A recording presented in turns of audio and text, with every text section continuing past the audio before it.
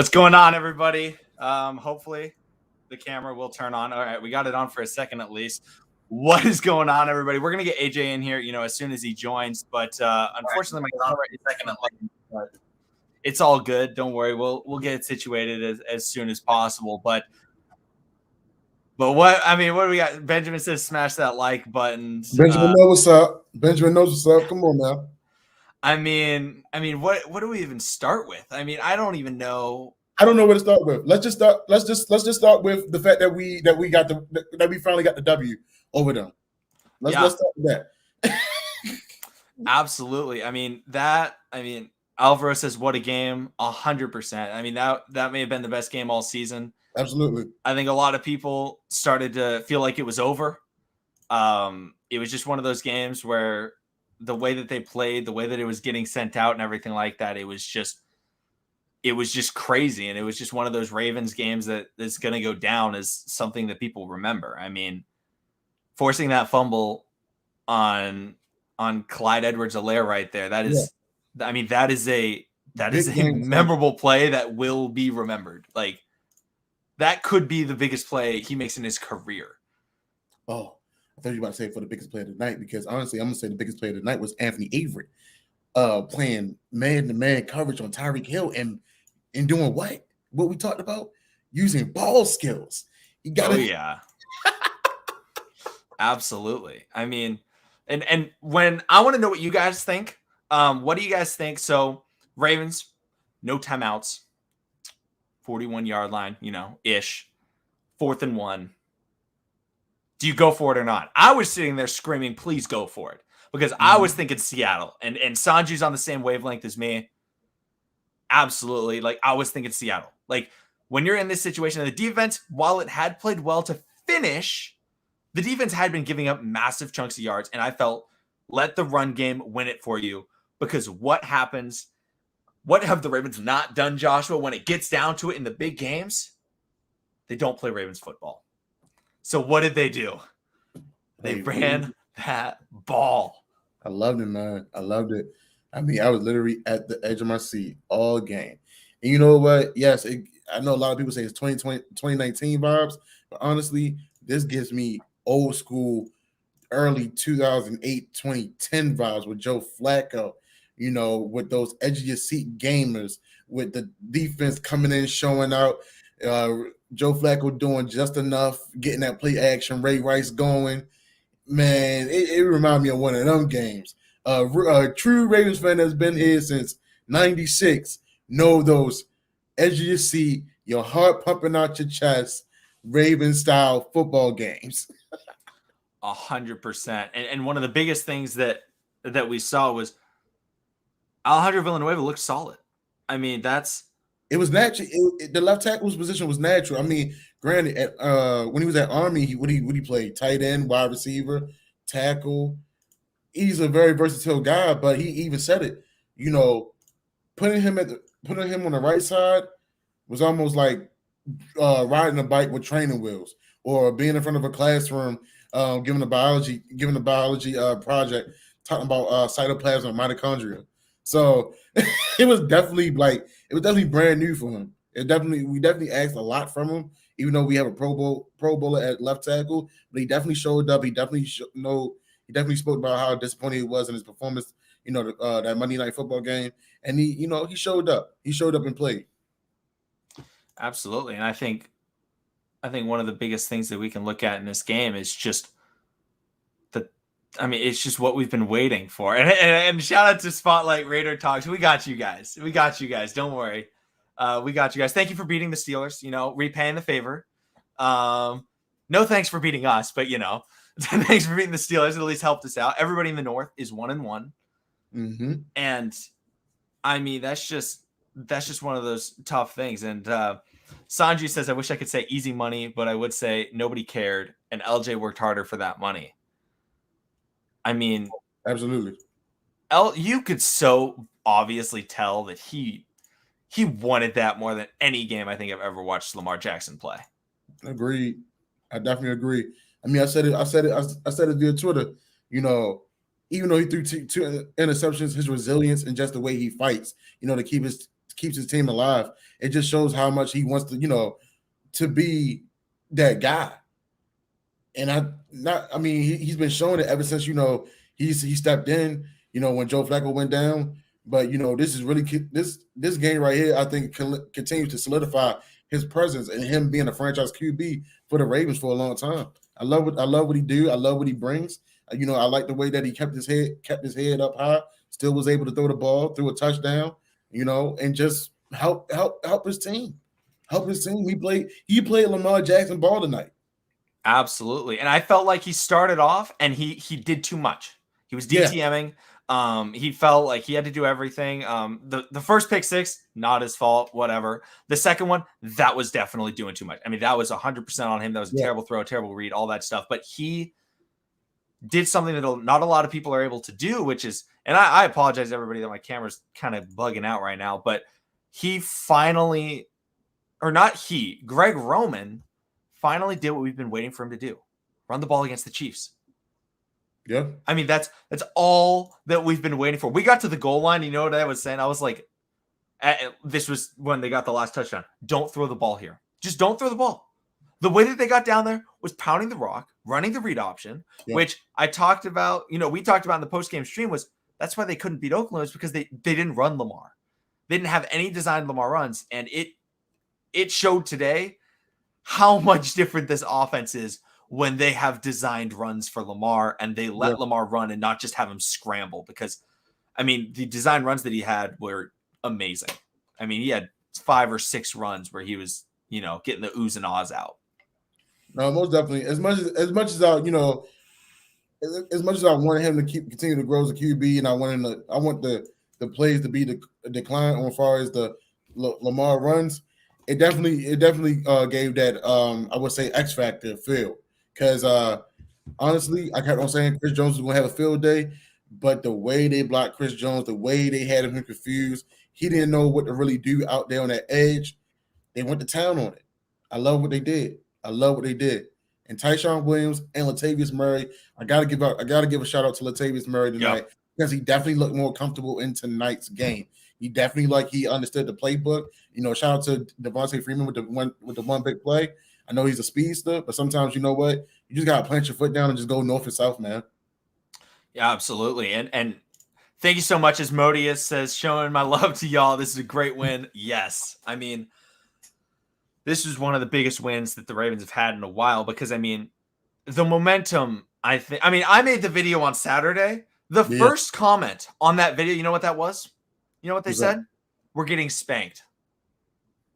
There was no hope.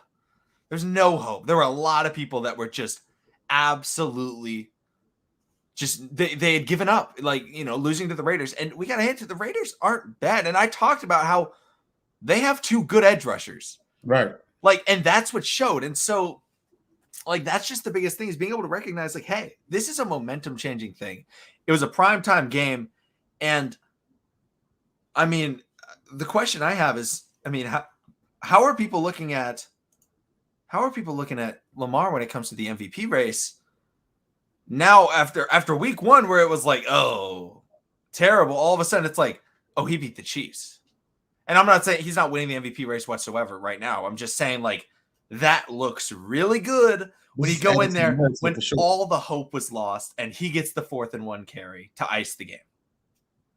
I mean, that's Seattle. It definitely helps the narrative. It definitely helps the narrative for him. Absolutely. And thank you so much, Jannar. Says Alejandro Villanueva should stay at left tackle. I mean, if Ronnie's out 100%, I think absolutely. I just think it takes a lot of time to switch over to that right side.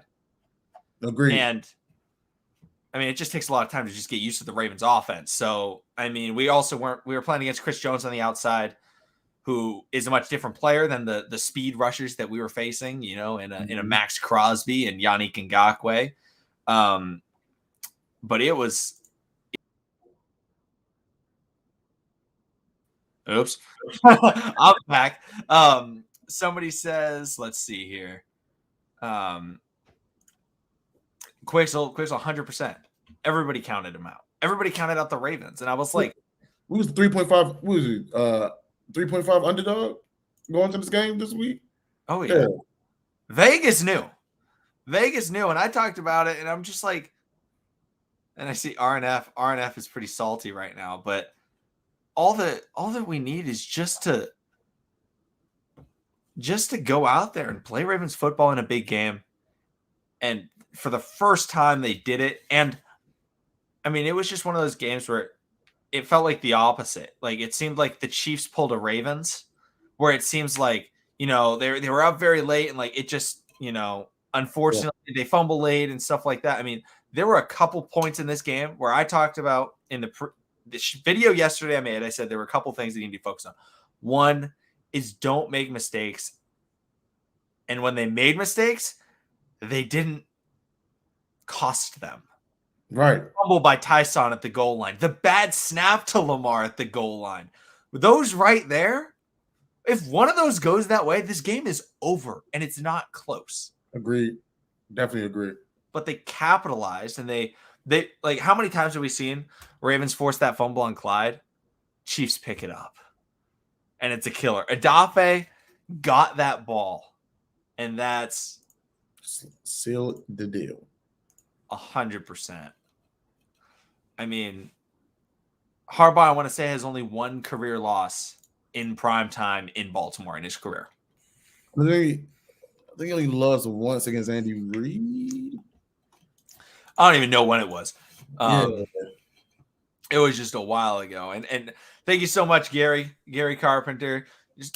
Just loving the show. You know what? Ravens flock, we stand together. I mean, we are just all excited right now just because, I mean, that's massive. And Julian says Oweh made those 2 turnovers. Definitely agree. Like I said, he definitely got the pressure. Tavon Young, shout out to Tavon Young, coming down with that INT. Shout out to Oweh, to get that fumble, putting his paw in there and still be able to recover it. I mean, I had my doubts about him personally for the simple fact that no, he didn't have a lot of sacks at Penn State. He learned, he just played the game for about 5 years. I thought, at the end of the day, you still need more polish and you still need to get better. But that athleticism, that pure rawness, that's what came out. That's what's showing. Then you got Justin Houston there, to keep on teaching them, and he adapts quick. So, I love what he's doing. I hope he keeps on building and stacking off these games, man. 100%. And Chris Reed says, Lamar, you want to go for it? Harbaugh has always had trust in Lamar, but man, this win was just crazy. Yeah, I mean, I think that this shows that the Ravens this year, they're not going to be the same team that they've been in recent years. Yeah, they're not, not at all. And so what they have to do is they got to focus a little bit more on offense, and they can still make some plays. And thank you so much, Brandon, for 4 times sending this. If you didn't mean to send this 4 times, it's okay. I can try and figure out how to get the stuff back. If not, thank you so much. But 100%, you do got to protect the bank. And we talked about first time Mahomes has ever played in Baltimore with fans. Yeah. How much of a difference did that play? They had this thing rocking, man. Listen, I know the guys downtown probably going crazy. Like, we don't won the Super Bowl. I love it. Just had a neighbor just run out of the house talking about we won. I love the energy that's right now going on in Baltimore, man. I love it. Oh yeah, and also people are asking. I am gonna ban what is his name? RNF. I'm just I gotta pull up the stream on YouTube, and then I can do it. So 1 second while I work on that. Let's see here. Where is he? Put user in timeout. I don't know. Hopefully that worked. And then I'm also gonna hide user on this channel. Okay, hopefully I think I got that all figured out. Yeah, we don't want anybody going wild. No worries, Jannar. Getting him out of here because it's just wild and And thank you so much, Simi. Says he said it. 100%. I mean, you were in the pregame show, and I just want everybody to know, if you weren't in the pregame show, I did give a score prediction. Yeah, he did. Yeah, he did. Which was 36-35. Just saying. I got to predict every game's score, I guess, because somehow I nailed that. That was the first time I've ever gotten a game right. But man, let's talk about that O-line, man. You know what? Between that interior, the interior with Bradley Bozeman, I love the way he's doing. I love what he's doing. He's getting those snaps off. I mean, I know it's just only 2 games, but, you know, that's a huge boost between that center and quarterback relationship. You know, we was definitely lacking. And even shout out to Patrick McCarry to take that chance to go out there and right tackle. And he was blocking his behind up. He was getting out there. He was doing his thing. He was doing the best he could to protect Lamar. They gave Lamar ample amount of time tonight. I mean, yes, they came with a couple sacks, a couple blitzes and things of that nature. Yeah. Yeah. We just can say the best. I agree with you. I mean, I definitely can, say I like this mixture. Those guys came out to play. Even Big Sexy came out there, Ben Cleveland. So I definitely love what we're doing, man. I love what we're going to continue to bring. Absolutely. And Sammy, thank you so much again. He says, y'all need a holiness. I need to talk. I wish we could set up something where we could get people in. A hotline, Sammy says. Yeah. We should figure out how to get that set up. Definitely got to work that out. We definitely got to figure out a way to get that going. Maybe one of these days we'll get one up and we'll get some people on. That'll be much easier than how we've normally done it. And Shamil says, "Who's this Chris Jones you speak of? Never heard of him." Hey man, they shut me up. I still listen. I'm just saying, from a defensive standpoint, if I got one of the best defensive tackles, defensive ends out there, going against not so good offensive line, hey, I'm gonna tell my best edge rusher, my interior force guy, to have a field day, have fun. But you know what? The offense, they went here, they prepared, they knew what they was blocking on that front 7, and they did their job. They shut me up. I love being corrected. So hey, keep doing what y'all doing. Show me what y'all going to do for the rest of the season. 100%. And Benjamin asks, how do you feel about those 2-point conversion attempts and the first one getting called back? I did not want them to go for 2 the first time. Especially after the flag. I didn't want them to go for it initially, and then I didn't want them to go for it after the flag. Right. But the second one, I didn't love the call. I felt like they should have ran the ball. I mean, that's literally how they got there, was running read option. But I don't know. What did you think about them? Honestly, that first one was that was a BS call. Like, literally, Zeitler got pushed up. He got pushed up to the upper level. That wasn't his fault. He didn't try to engage and go to the upper level. He literally got pushed up by a defender. I mean, I don't know what it is. These past 2 weeks, we've been getting a lot of BS calls from the refs, but it is what it is. After we got that penalty, I feel like we should have went ahead, played it safe, kicked it, and worked it out with our defense. Because I feel like sometimes when we up, we do a little bit of biting off too much more than we could chew, and it felt like one of those. Situations. Yeah, and Jamil says, shout out to predicting the score correctly. I was like, it's Chiefs are going to score 35. I said it was going to be Ravens 34 or Ravens 36-35. And yeah, nobody ever guessed 36 points. I was like, it's going to come down to those 2-point conversions.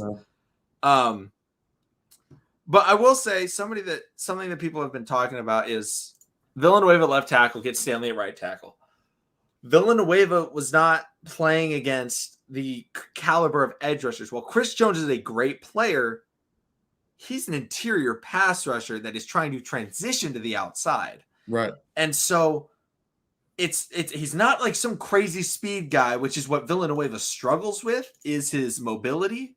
So for me, I'm still putting Villanueva on the right side. It's just about getting him comfortable on that right side and not going up against 2 really good edge rushers that the Raiders have.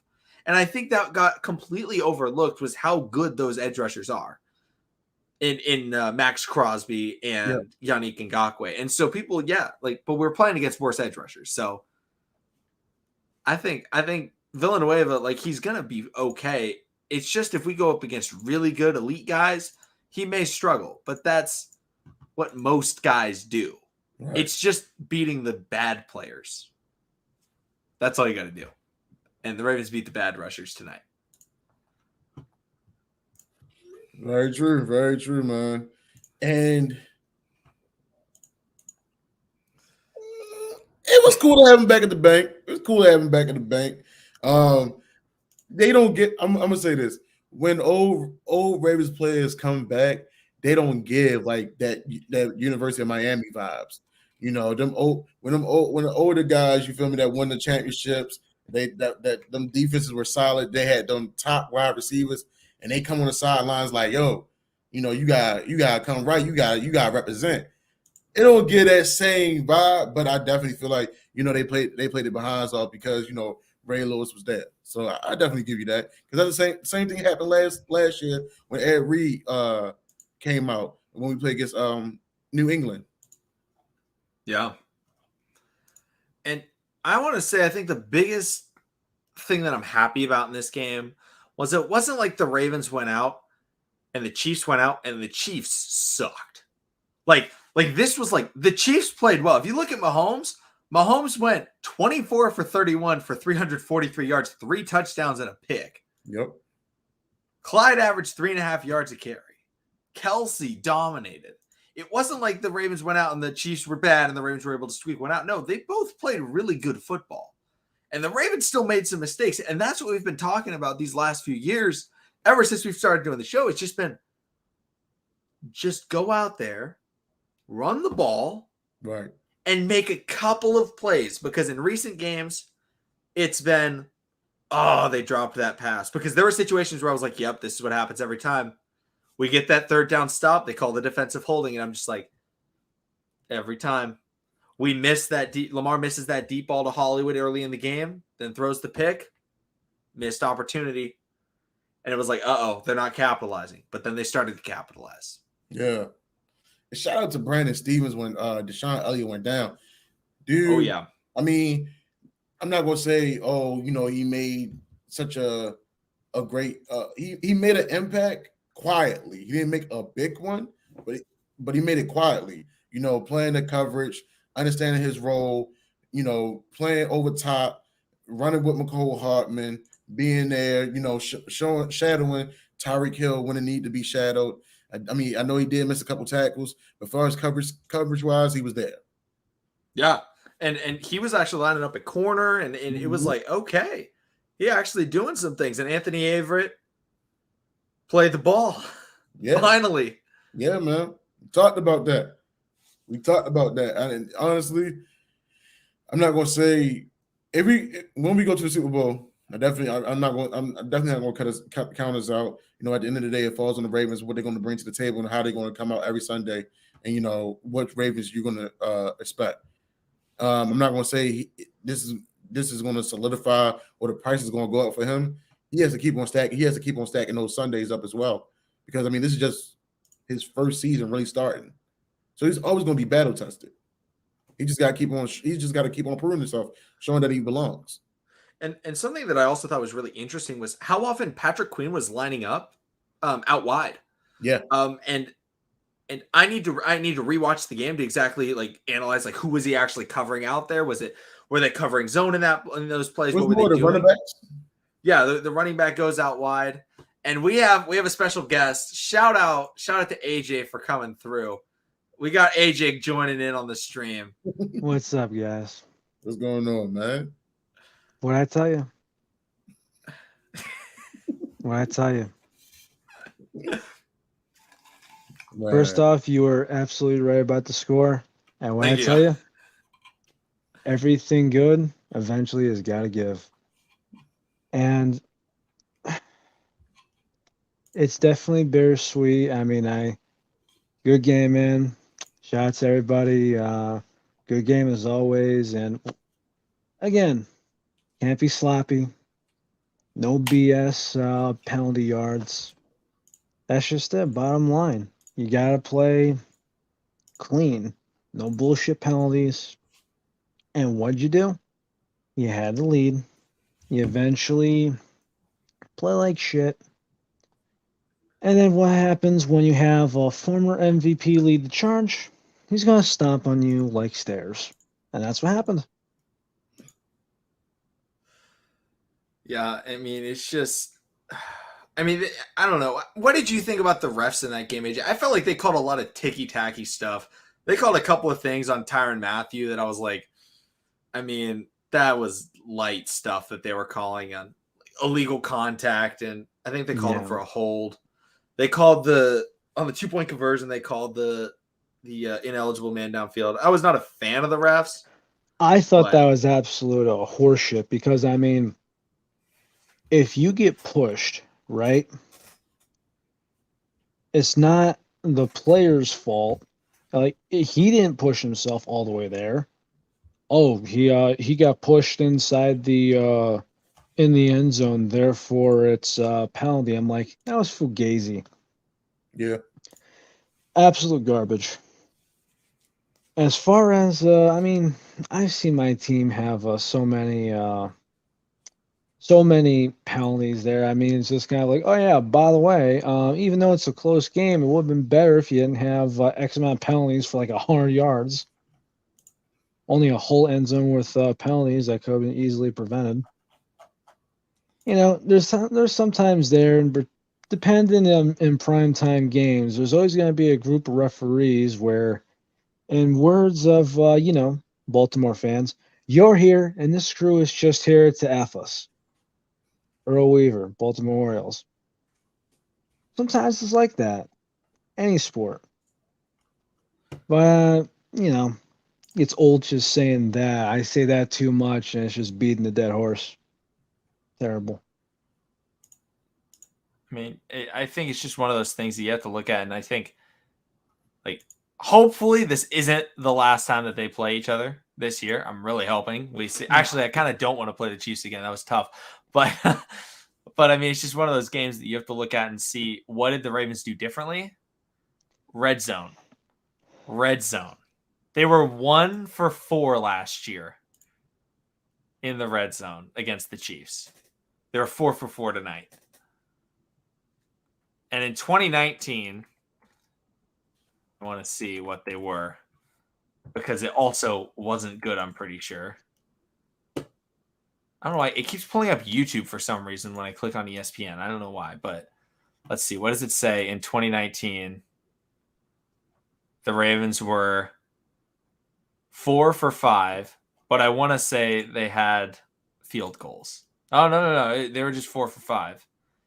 And you got it. You just have to capitalize. Speaking of capitalize, you want to know what I noticed for 2 games in a row now? What? There's a better chance of a lot of things happen than the Chiefs being able to have a pocket that won't collapse. Yeah. That offensive line definitely struggled. Orlando Brown Jr. talked too much shit. It's like, oh, I want to get paid. Not like that, you don't. You get what you pay for, Chief.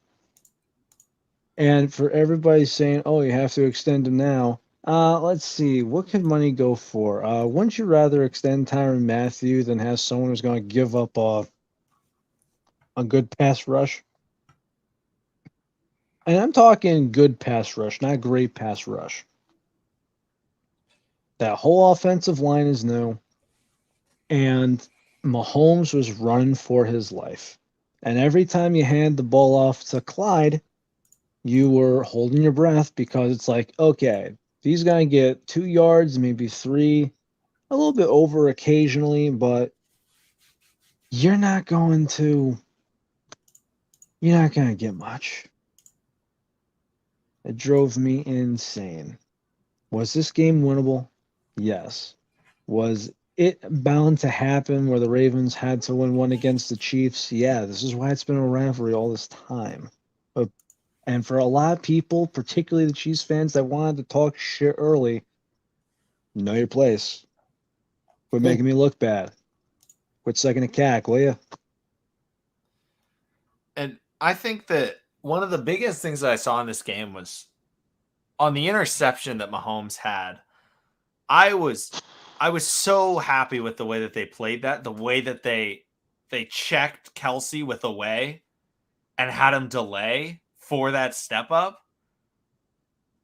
I don't know how often that happens against Mahomes where teams do that. But that was very surprising to me when it happened because I was like, they're only rushing 3. And then all of a sudden Away's up there like a delayed spy and was able to get that tackle. And Mahomes, he DTM'd. He tried to do too much. But it was just, I don't know. Those are just those things that they played so differently than they've ever played them before. They blitzed Mahomes once in the first half. Once. I think the stat was in previous games, the Ravens had blitzed Mahomes on like 45% of dropbacks or something like that. Or like third down plays, the Ravens have blitzed 45% of the times against the Chiefs. They said, you know what? Let's try and cover. And they didn't even cover that well. I don't know how the Chiefs even got, like, it was just a couple of unforced errors. They had the bad snap from Creed Humphrey. And like that kills a drive. And I mean, as Ravens fans, we understand how rough bad snaps can be in a game. So absolutely. I don't know. Are you worried about that O-line, AJ, going forward? Or do you think like with more time, they're going to be settled out? Well, I was ever since the beginning, but God forbid I have an opinion. Otherwise, I get crucified by my own fan base. But again, I'm kind of used to it. I'm actually kind of jealous of you guys in that regard because you guys back it up with evidence and you got decent guys that'll be like, all right, I respect it. Me, like, what the hell's wrong with you? Seriously, it's like me talking to Yankee fans again, which is terrible. They're the worst. Come on now, you know that. Actually, there are some worse, believe it or not. Somebody said Orlando Brown Jr. for Adafe Away already counted for 1 W. I love me some OA and so glad everyone overlooked him and we snagged him. It's only been 2 games, but he already looks better than every defensive end taken before him. He has been the biggest playmaker of all the edge rushers. I haven't heard a lot from Kwity Paye. I haven't heard a lot from, let's see, who else was taken in front of him? Jalen Phillips. I'm about to say, was Gregory Rousseau taken before him too? Rousseau was taken by the Bills at like 29. Okay. I just know that Kwity Paye had 5 tackles today. That's it. Yeah, Away is. I mean, he got the sack on Derek Carr. He got the touchdown on, or not touchdown. He touched Derek Carr when he was down on the bad snap against the Raiders. He forced both turnovers basically today. I mean, he is just a freak of nature that needs to be out there more because he needs to be out there more. I mean, I think that's just the biggest thing that the Ravens have to recognize is that he seals the edge well. He got some good tackles and things like that. And I mean, that's just the biggest thing right there. His athleticism is definitely His athleticism it speaks for itself, man. He's going to continue to, disrupt, make plays some type of way. We'll set it up for someone else to come in and finish out the job. I mean, he's an unselfish guy. We love those type of dudes, high motor, and he just loves to learn. That's what's going to separate him from a lot of these other guys in his class. As he continues to learn and perfect his craft, he's going to continue getting better. Speaking of Patrick Queen, he's legit, man. And I was surprised he wasn't used as much on Kelsey. I was shocked at how much Malik Harrison was forced to cover him because that didn't work at all. Not at all. Malik Harrison was, he was out of his boots the whole game. But shout out to Justin Ellis for still. Oh my God, he tried. Justin Ellis tried to catch up to him. He got close. He got very close. And big shout out to Justin Matabuke with the penetration. Yeah. That dude shout out like a cannon, man. Definitely shout out like a cannon. Yeah, and Howard, I think you're 100% right. It's been a while when in a big game we can say like they actually did a great job, and I think Wink did a very good job too. Yeah. I'd like you to say that whole thing out slowly because that is the first time I've heard you say that in such a long time. I don't ever praise Greg Roman because I'm always upset. But like, we're always upset because we're always like, why aren't they running the football? It looks like you just like swallowed a bunch of vinegar and just tried talking. Like it feels like I look at your facial reaction. You're like, I'm saying this and this is not right. To say it. My body was not made to say Greg Roman praise at all. At all. Benefit is the Ravens have gotten past the two best pass catching tight ends in the NFL. They don't need to see them unless they see them in the playoffs. So you feel better now? I really do. I'm done watching. Can we go up against like, I don't know, who's just like a tight end that doesn't run, like that just doesn't do anything? Who's the Steelers tight end even? Let's I don't even know who their tight end. The Steelers tight end, I have no idea. Let's see. Eric Ebron. Is Ebron still the number one? I feel like they drafted somebody. Eric Ebron, and then we wanted that guy from like is it Brevin Jordan? No, not him. We wanted the other guy for either Pitt or Penn State. Oh, the Penn State guy. Last thing he started with an F. Freiermuth, yeah. Yes, that guy. I don't know. Can he catch the ball on the inside? Yeah, he actually can. He didn't do that bad against Buffalo. Neither one of them. I just realized we go up against TJ Hawkinson next week. Darn it. What is this? Yeah, I'd rather be going against hockey. Okay, Jack Doyle in week 5. That's the matchup I've been waiting for. With Jacob Eason throwing the ball. Yeah. I take those odds. I'm okay with that. I mean, you're not losing sleep over the Lions game, are you? Not at all. Not at all. Shout out to one of my buddies in Detroit. He feel like they're going to win, and I'm looking forward to taking his money. Oh, nice. I mean, I agree. I mean, I'm not going to say Detroit versus the world, but I'll just say this: as far as the guys you got in the secondary versus everybody in Detroit, if I'm Jared Goof, I'm crapping my pants. What is that? Yeah, and how you doing, Don C? Welcome into the stream. What's good, Don? My man Don C, what's up, baby? Oh man, I mean, how you doing, Jordan? I mean, we are just. Yeah. I mean, some of us are very excited. 2 of us are very excited.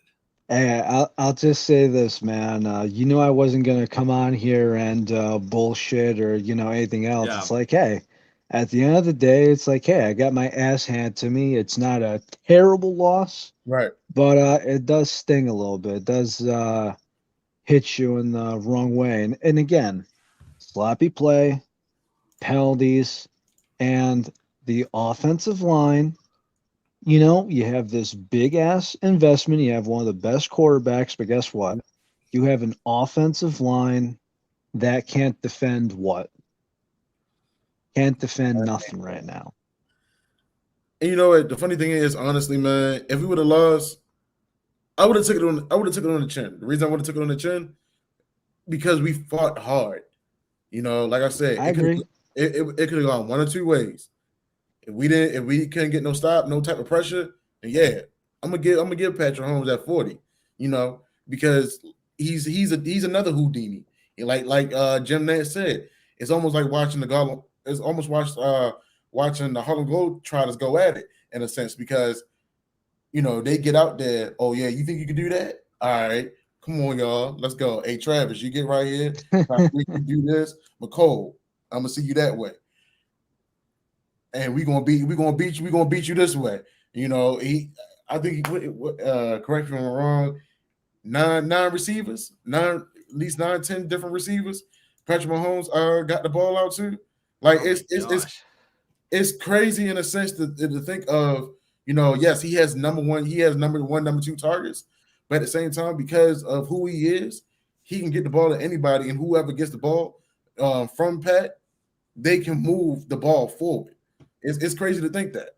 And then when you look at Lamar, Lamar is just one of those guys. Say, hey, look, don't worry, I'm gonna get y'all right. We're gonna get down the field. Yeah. I don't know how we're gonna get down the field, but we're gonna get down there. Yeah, and thank you so much, YPC, for the super chat. So if we lose to the Lions, fire Harbaugh. No, not yet. Not yet. I mean, I kind of asked this before, but I mean, the way this is going, I mean, you just be, as much as I hate saying it because people are saying it for, I think, jinx purposes, you have the AFC championship favorite beaten in week 2. Doesn't matter if it's prime time, however you slice it, that's just what you guys did. Yeah. So, I mean, what's really I don't know. It's like, is it one of those, hey, Greg Roman, you have your job another day? Or is it like, you know what, not until serious consideration until, I mean, what, you're going to give it like week 9, week 10?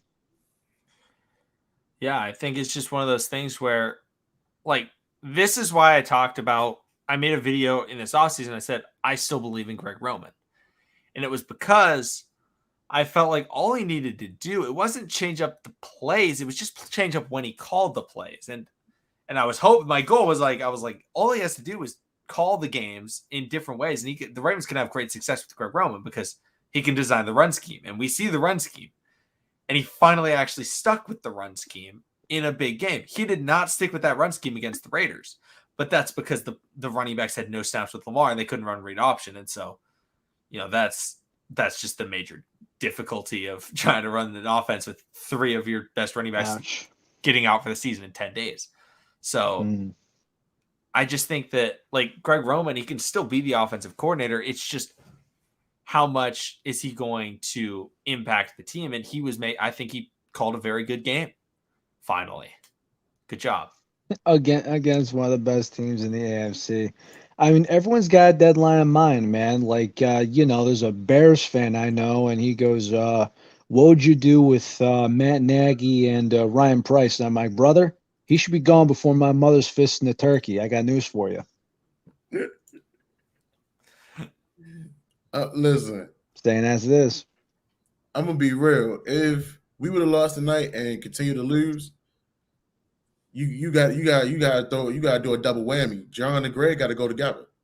They got to pack their bags up. I don't care where we at. They got to get a taxi. They got to get a plane and find their way back to Baltimore. Matter of fact, don't even find their way back to Baltimore. Find wherever the rest of their family is.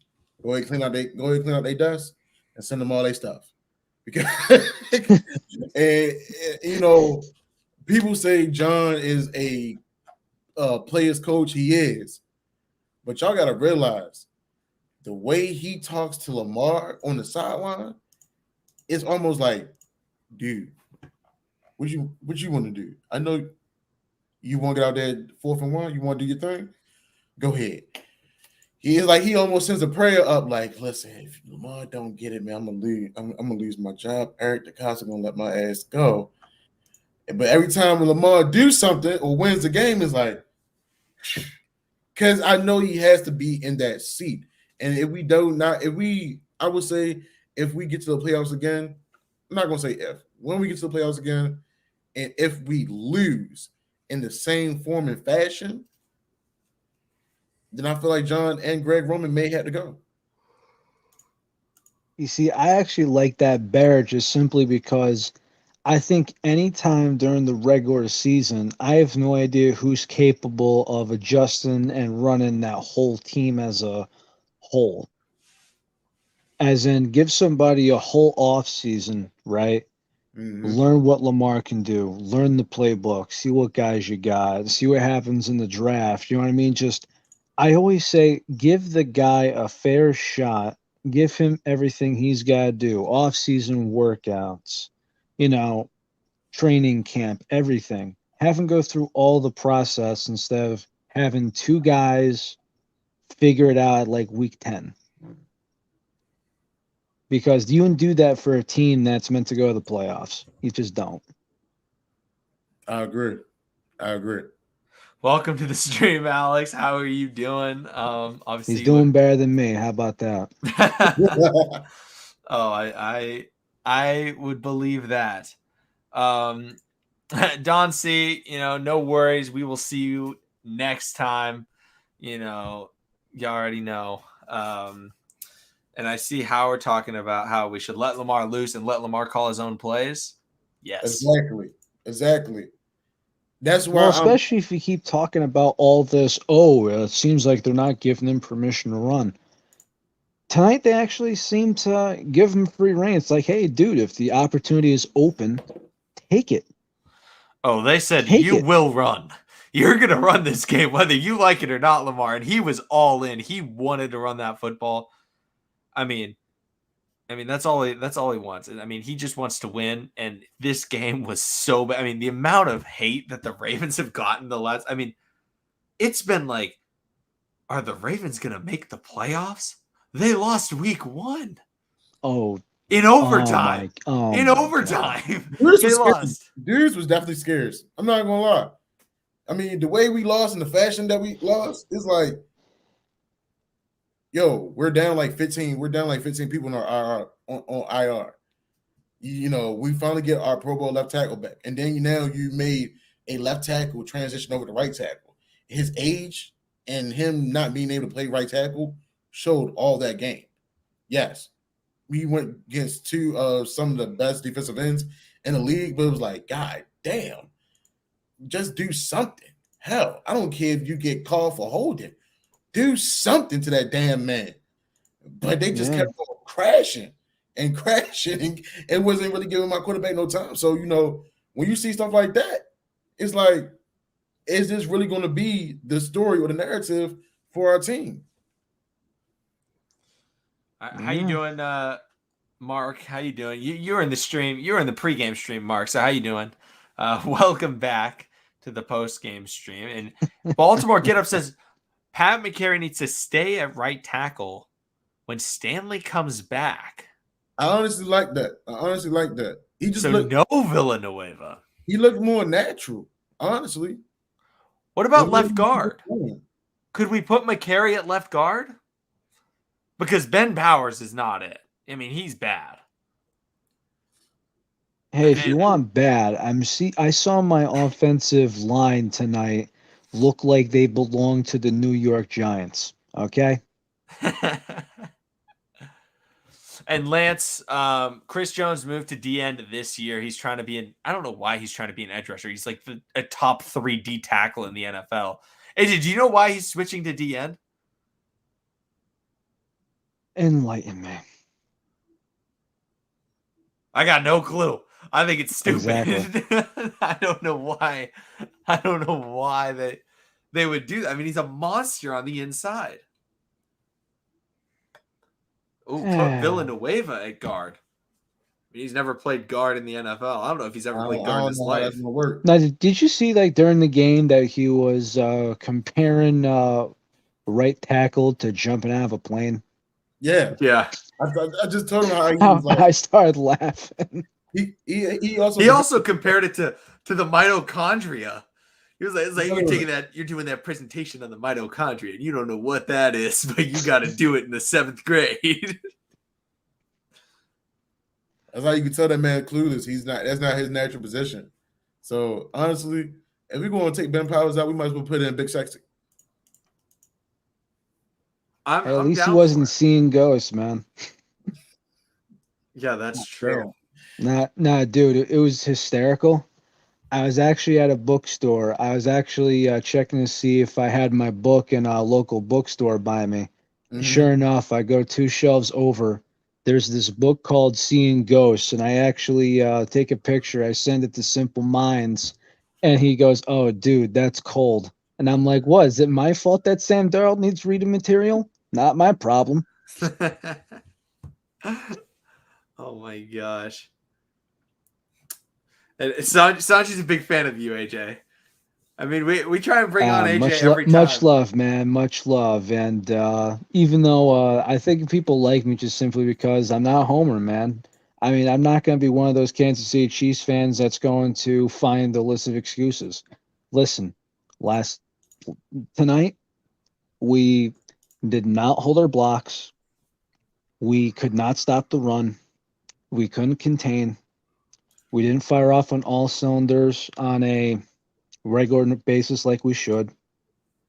Every time that they were up, it sounded like the Ravens were always just constantly knocking on the door and they could get past us at any point. That's what it felt to me. Like it didn't matter. Like I remember the point lead was like, it was almost 2 scores. And I'm thinking to myself, pound the ball in, give it a dagger, make them work, make them panic. No, thank you. We're going to opt to punt. You guys suck. Come on. You're better than that. This team is better, but they don't show it. I don't know why. Why don't they show it? Why can't they play consistently? Why can't they hold off on penalties? Why does the defense got to look like shit? Like that one where, I'm sorry, Lamar Jackson is jumping up and throwing the ball, and I'm sorry, Ward gets burned like toast, and what the fuck is Dirty Dan doing? Standing out there in the middle of fucking nowhere, watching a guy go back and being like, oh, I thought you had him. You got a guy run in between both safeties, and sure enough, the guy just waltzed right in. How does that make me feel? Makes me feel like I'm not confident. I know Ward was a little shaky last year, but come on, dude.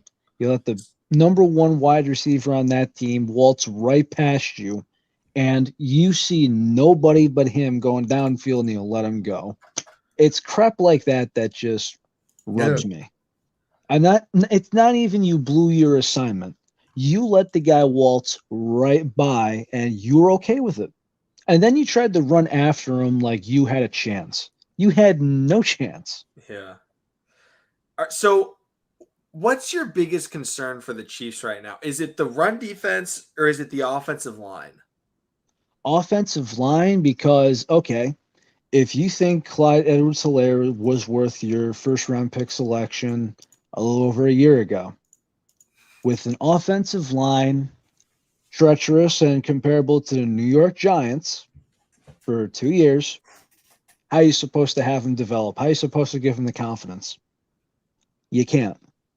Not saying that he's got to be Saquon Barkley, but could the guy just be decent? Can he just hold himself, play to a high level that he was ranked? You got to have Patrick Mahomes run for his dear life, and the guy's already been hurt in 2 years in a row. You know what I mean? I don't want to say that he's gonna have some Andrew Luck type freak injury, but come on, you got the guy for how many more years in the NFL? Like 8? Don't you want to protect him while he's young? Keep those legs fresh? I have no idea what you gotta do. I have no idea what coach you have to bring in, what guy to bring in. It's a mess. It's a freaking disaster waiting to happen. Hike, you have 4 guys rushing. You have 5 guys on the line. How come every single guy is getting close to my quarterback? Almost every single goddamn play. Under center, shotgun, 5 wide receivers, 2 wide receivers, I formation, anything. Why is everybody on his ass every single time my signal caller receives the ball? That's a problem. And they addressed the problem, and they addressed it in a way that's not good enough. And let's see. I'm still not going to forget that we had a guy that tried to take his team hostage, that thought that he was entitled to bring his family on board like he's Russell Wilson, meaning that he's basically the star of the franchise, to talk shit, get out of there, and to what? Move to another team with his big-ass ego, talk shit, and not put up. I'm getting very sick and tired of this shit. I don't care if it was the Ravens. I don't care if it was the Patriots. I don't care if it was the Raiders. My philosophy is still the same thing. Hold your guy for just a couple of seconds. You can't even hold your guy for 2 seconds like it's college ball. It's infuriating. I'm pissed. Yeah, I mean we understand playing games where the offensive line does not block, and it's it's very frustrating, and it's, Mahomes, he makes it seem like it's not as bad, but he has been running a lot in the last couple of seasons, and that's why they were like, we need to fix the O-line. They get rid of Fisher, they get rid of Schwartz. I mean, they get rid of. They lost Duvernay Tardif. That whole offensive line is new, and they're trying to protect Mahomes, and I don't know. It's one of those things where they're kind of in a difficult situation for how much money they've put into different spots, where getting that offensive line, like, AJ, I know that was something that you were concerned with when they traded for Orlando Brown, was like, you're not going to be able to pay him. Yeah, you may get him for 1 year, but they need to find a way, because they brought in Joe Thuney for very expensive. Well, that's why I'm saying everyone's like, Yeah. oh, how dare you? He's going to be a guard. I don't think it's going to be a big deal. I'm sorry, with the limited amount of money that you brought in, what happens when you bring in every expatriate offensive lineman? What does he do? He gags it. Mr. Joe Thuney, well, guess what? I saw you break up your blocks too, buddy. You're not safe from my end. You got a rookie? Okay, fine. He's young. But you got two veterans on one side, his blind side in Thuney and Orlando Brown Jr. And guess what the combined of them make? A fucking idiot sandwich, because you got linemen going in between them.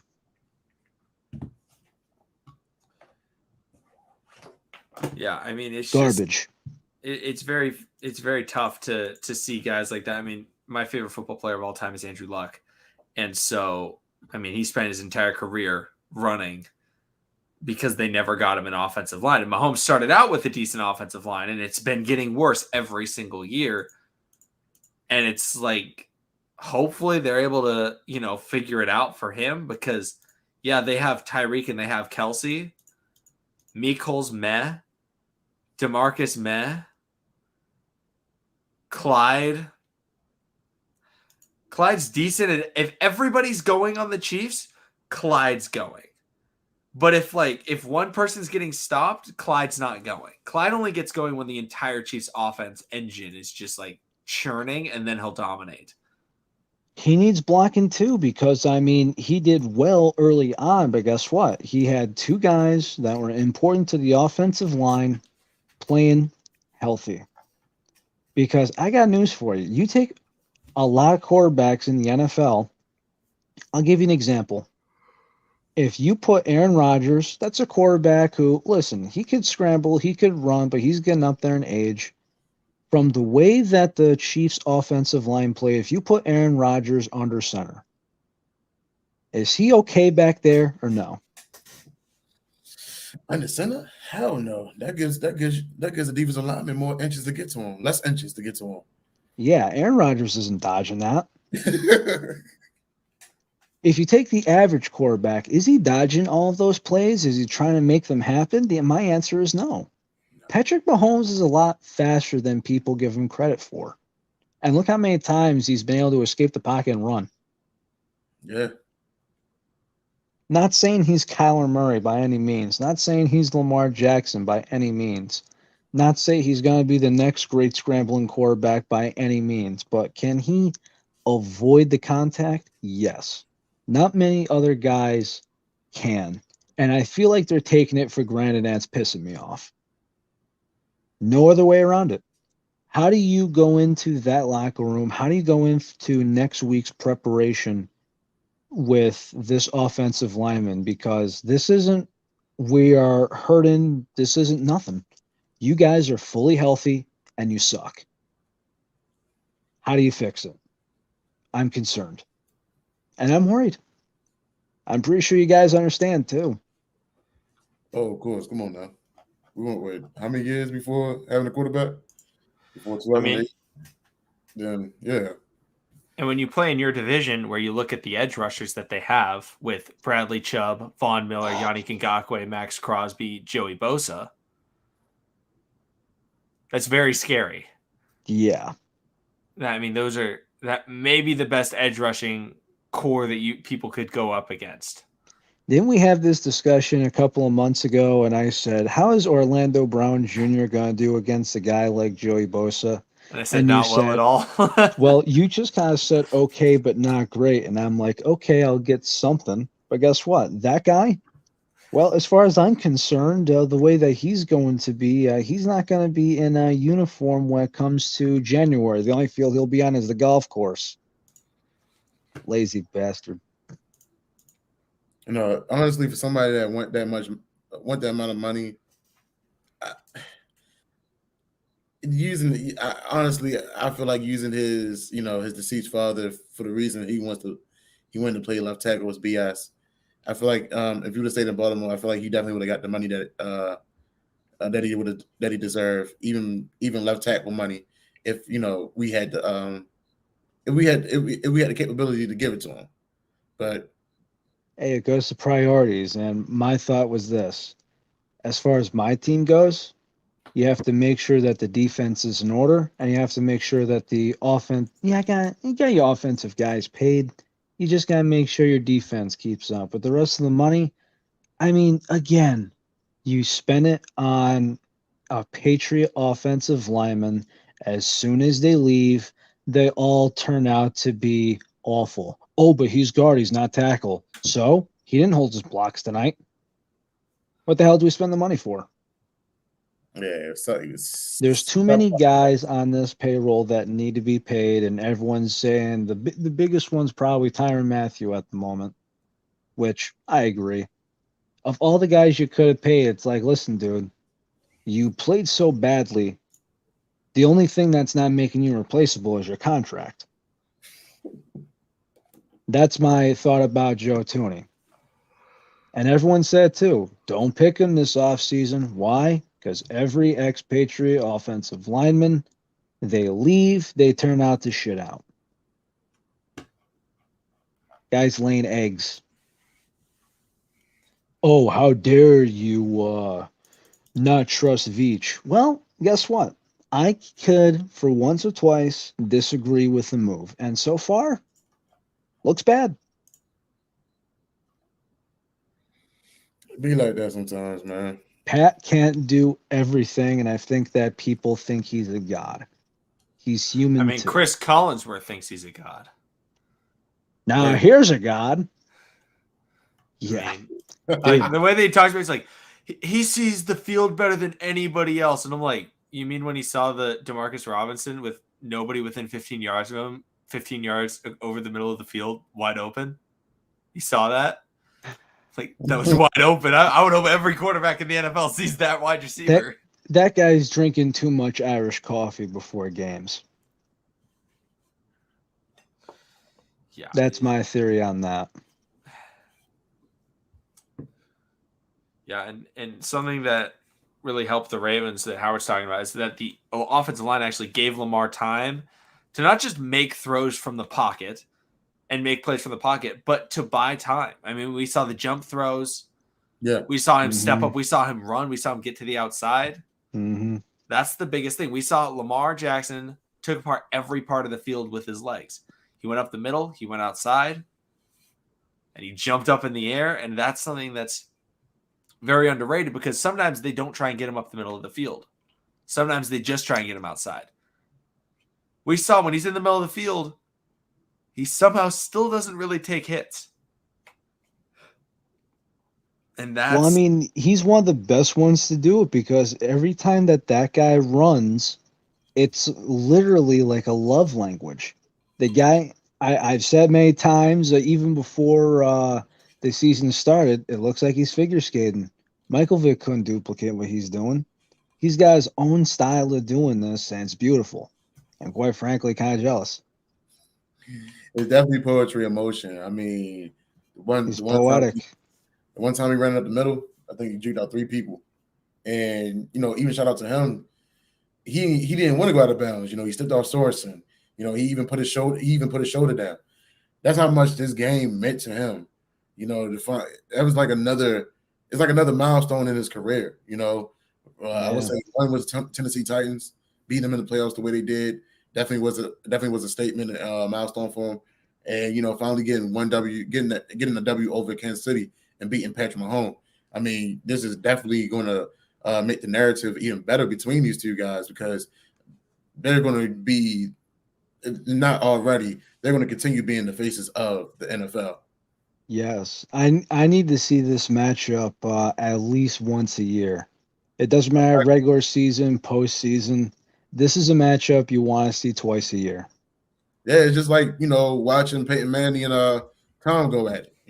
Yes, except that I like that, except no controversy. That's true.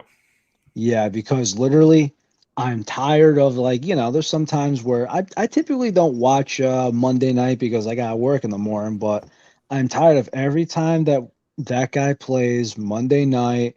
I go back, I watch the tape, I see the Fugazi calls, I see him being catered to, and also the only player that I've seen shake the ref's hands after a game. The only guy. Nobody else seems to do that. And there's a lot of referees where, there's some guys you hear and they're like, oh, I knew every referee by first name, but they never shook their hands during the game or after the game. Tom Brady? No, different. It's easy to hate him. But again, you can't say that he's not the most controversial quarterback of all time. Yeah. Yeah.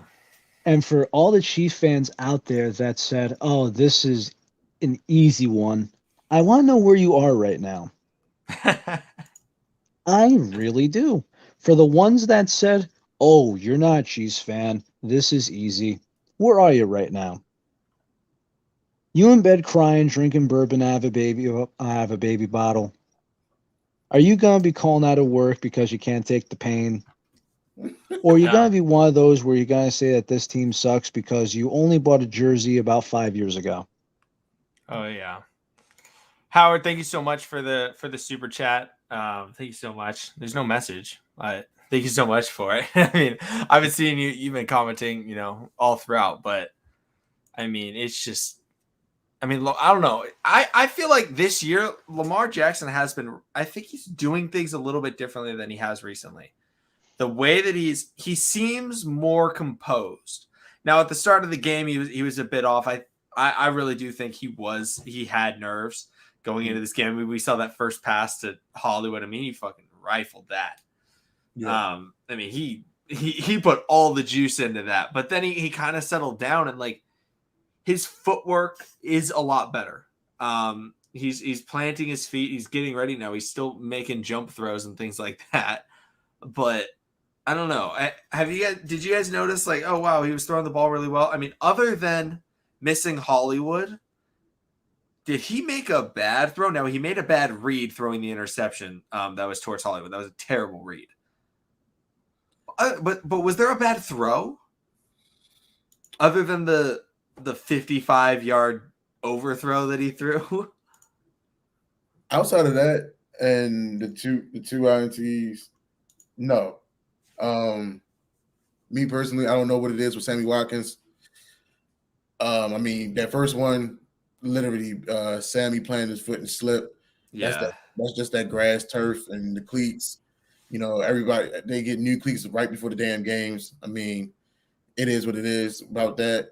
Other than that, I feel like he did decent enough to read the defense and take what the defense is giving him.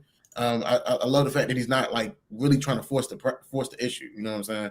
I mean, yes, he did force the issue with that throwing in Hollywood between three defenders, but I mean, other than that, man, the game is slowing down for him in a sense of the passing game, and he's want to keep on proving that. Like, yo, I'm a quarterback.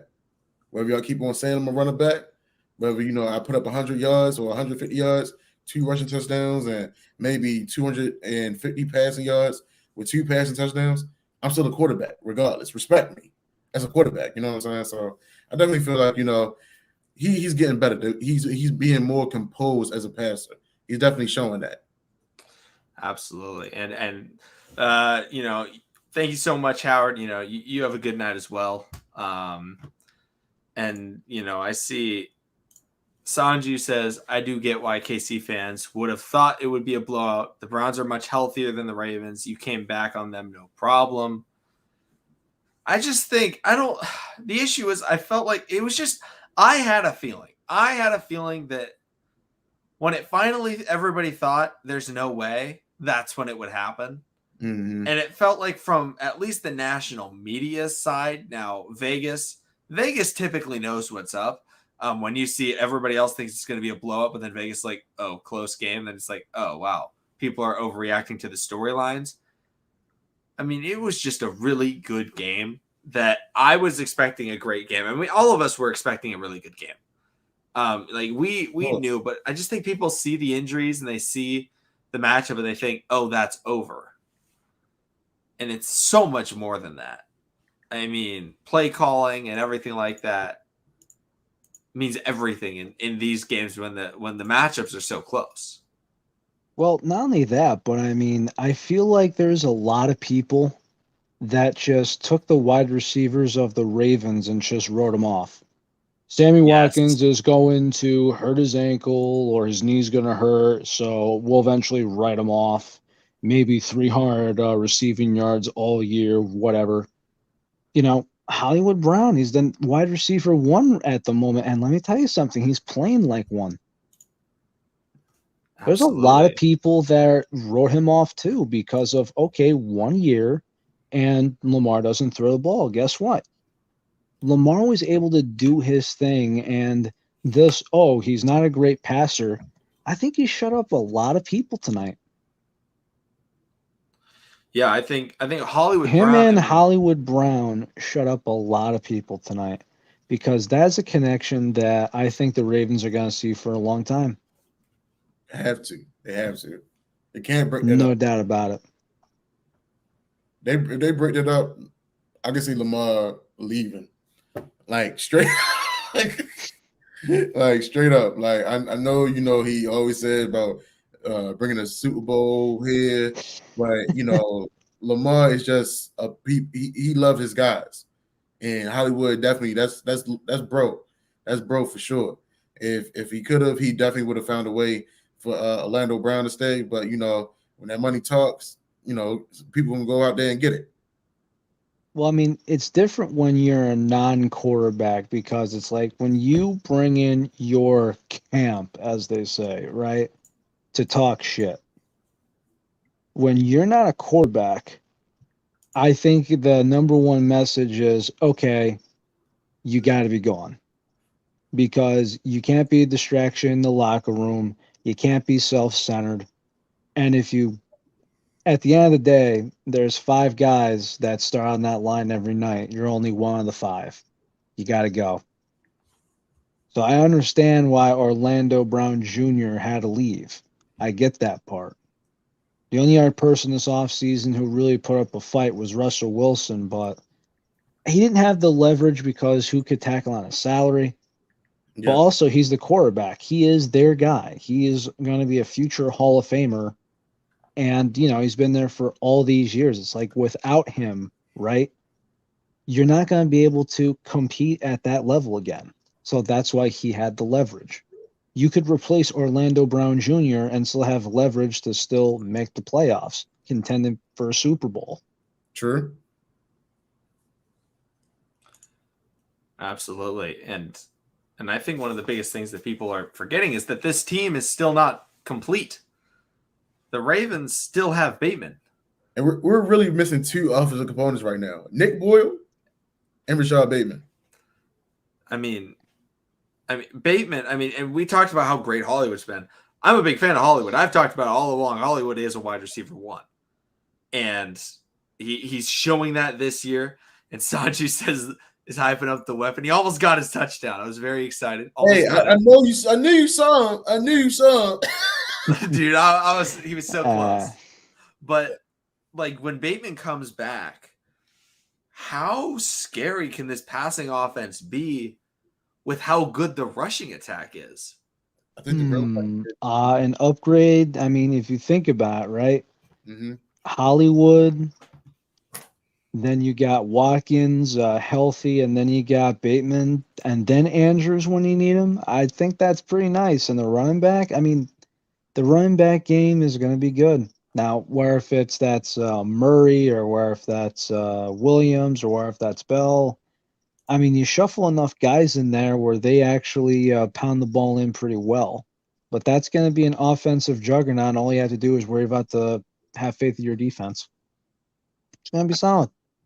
Honestly, I think the real question is when Rashad gets back, does the playbook truly get open?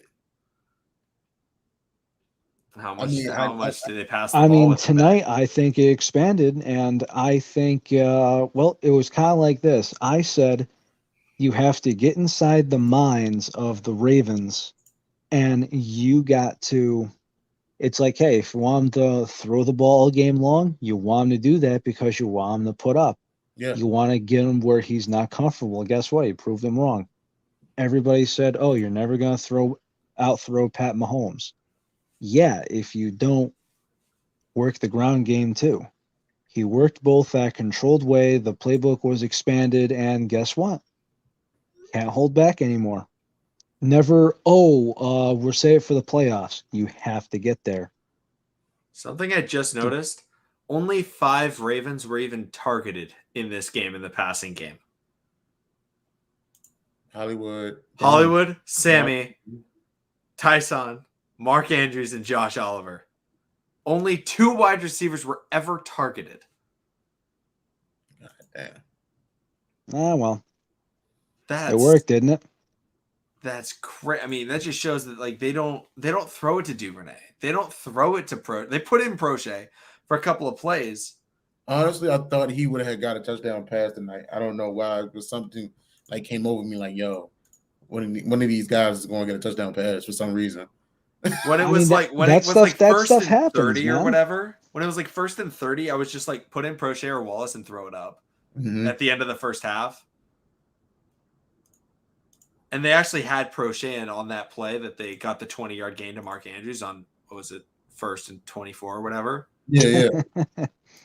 Prochet was in, and I was really hoping that they would just yeet it. It worked out with them not just chucking it up, but let's talk about how they used Dev on the gadget play on an option. And yeah, Kansas City defense bit on it so hard. Like, why y'all playing Dev so hard, man?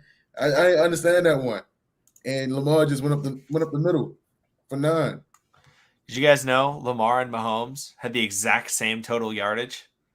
No. They both had 346 yards and 3 touchdowns. And there's some people that said that was never going to be possible for Lamar to get over 300 in a primetime spot. He's just out there. I mean, he only threw for like 250, but he ran the ball. I mean, that's the thing. Lamar rushes the ball as much as a running back will in terms of yardage and then throws the ball. It's like Christian McCaffrey, where it's like, oh, he had 80 yards rushing, but he also had 95 receiving.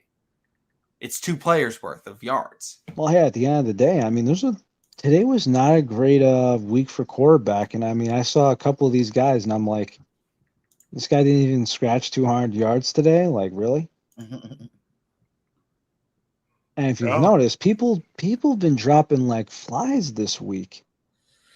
Yeah, I can't. They really have. Like, it's just been scary. And sure enough, right? I've had my concerns too. And I'm like, wait a minute, Sammy Watkins still kicking. Oh yeah. Run backs are still there this week. Everything else, it's like, he's just kind of like, thank you. So,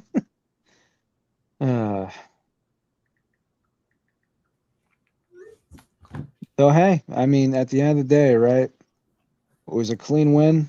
Got our asses handed to us. There was a lot going wrong on my end as far as my team goes. And you know what? It was eventually going to happen where there was going to be a loss to the Ravens, but I'm just glad that it was early on in the season. You work on it from there because it wasn't hard to have a team, injuries regardless, expose you. And I think it's just going to be a matter of, well, hopefully the coaching can get better, because I have been seeing a lot of teams just simply get out coached. Yeah. I don't care how many guys you got hired to get this done, but somebody's got to come in and do something. I agree. Oh, yeah. All right, I feel like that's probably a good spot to wrap this up. I know it's almost 1 a.m. on the East Coast. Yeah. You guys are up real late, and all the viewers in Baltimore. But I think that's going to be a good spot to wrap it up. Do you guys have anything else you want to add in before we end off the show? Oh man, I'm good, man. I'm solid, but I mean, obviously, guys, Relentless 41, if anyone wants to talk football, thank you all for being good to me, Ravens fans. It's always been a pleasure when I've been around, and again, always down to talk baseball or football when it comes to Baltimore sports. And everybody have a good night. A salud. All right, everybody. Thanks all for joining. We'll see all of you again next time.